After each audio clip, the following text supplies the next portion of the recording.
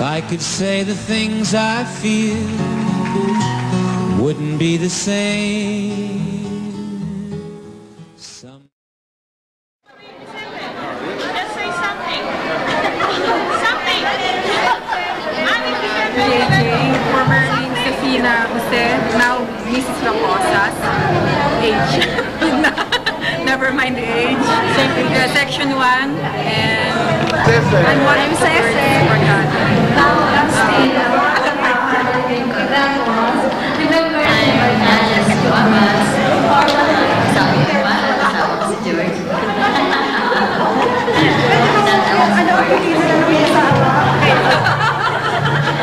I'm Marisa Flores. I'm presently residing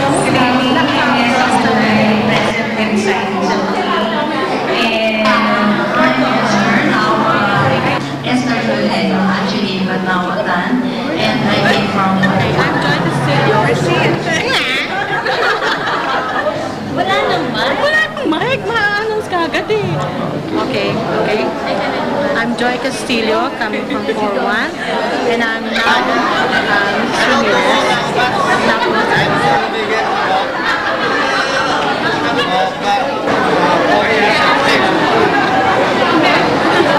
si Thea, dating buhay ngayon eh, nabago. Nag-asumsigura ako na.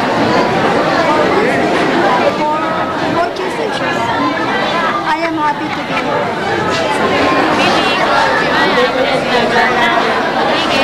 Ayun ay sampas kami.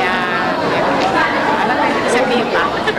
Welcome sa bus 76. I hope na sana yung bus na to ay magkaroon pa ng malawak na kasamaan pa.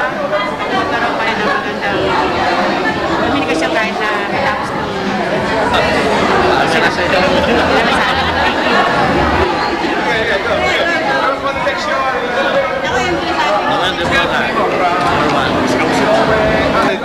I'm sorry, section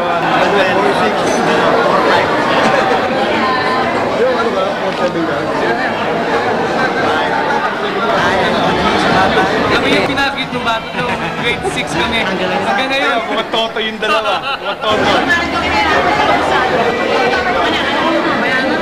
Si Bing, si Buddy. I'm Hanan. Section 3.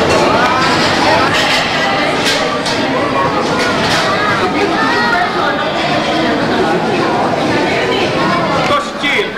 Si Oben. Hi, si Carlo. Hello.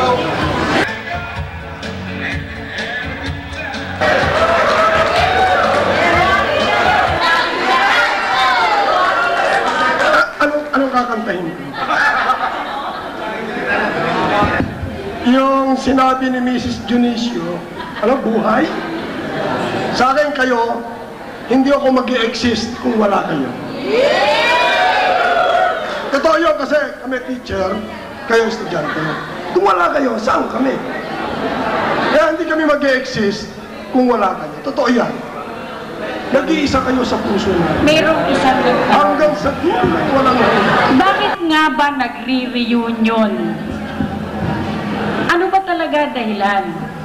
Simple, sabi ninyo, pagkikita-kita, pagkaraan ng mahabang panahon, muling pagsasama-sama, muling pag-aalala doon sa napakagaganda na mga pangyayaring naganap sa inyo, sa inyong panahon bilang narito kayo sa Pateros Catholic School. Marami ang nagsabi na dadalo ako kasi makikita ko yung dati kong crush, makikita ko yung first love ko, makikita ko yung crush ko pero hindi ako napansin. O dili kaya naman magkikita kami ng dating pag-ibig ko. Pero hindi ko sinabi na pag nakita kayo ngayon, mapuputi na buhok nyo. Wala ho akong puting buhok.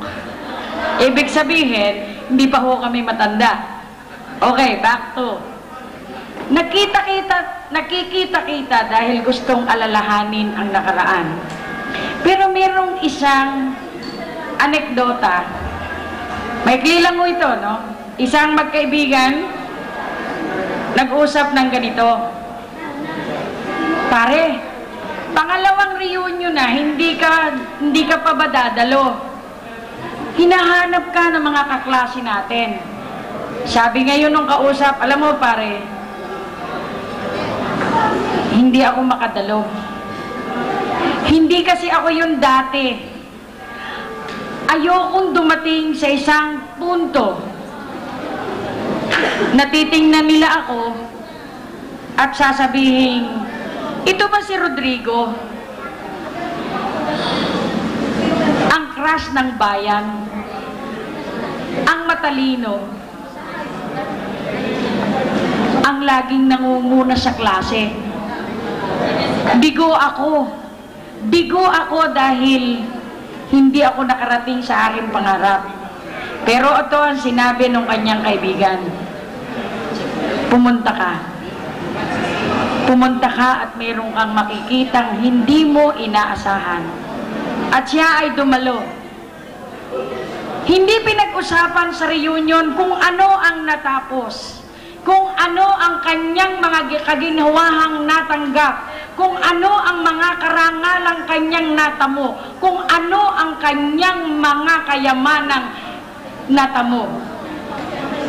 Kung hindi ang kanyang nakita ay ang masasayang pagbati, ang maligayang pagyakap, kasama ang pagsasabi ng ganito, Rodrigo, nagbalik ka.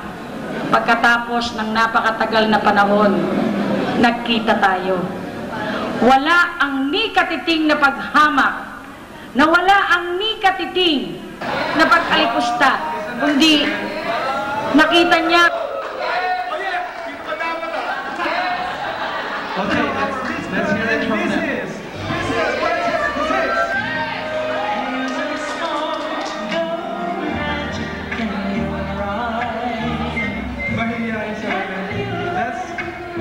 That's not easy. You smile.